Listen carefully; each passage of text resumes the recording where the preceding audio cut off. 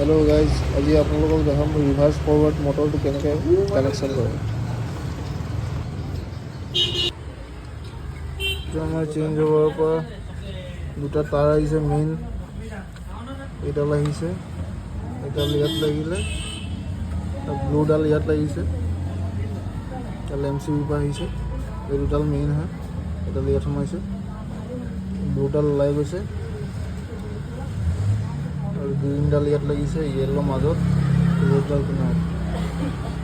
আমাৰ ইয়াত কানেকশ্যন হৈছে ষ্টাৰ্টিং আৰু ক্লাছৰ তাৰটো জইন হৈ গ'ল, আৰু এইডাল আমাৰ ক্লাছৰ তাৰডালৰ লগত জইন হৈছে গ্ৰীণ কালাৰডাল ইয়াত লগাডাল,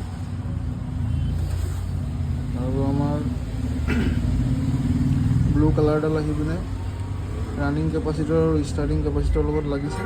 এইটো আমাৰ ষ্টাৰ্টিং কেপাচিটৰ, এইটো আমাৰ ৰানিং কেপাচিটৰ লাইন, এই দুটা আহি গৈ লাগিছে এই ব্লু কেবলত, আৰু এই আমাৰ ৰানিং কেপাচিটৰটো আৰু ষ্টাৰ্টিং কেপাচিটৰ দুটা জইন হৈ পিনে এইটো আমাৰ ষ্টাৰ্টিং কইলত লাগিছে, দুটা জইন হৈ গ'ল,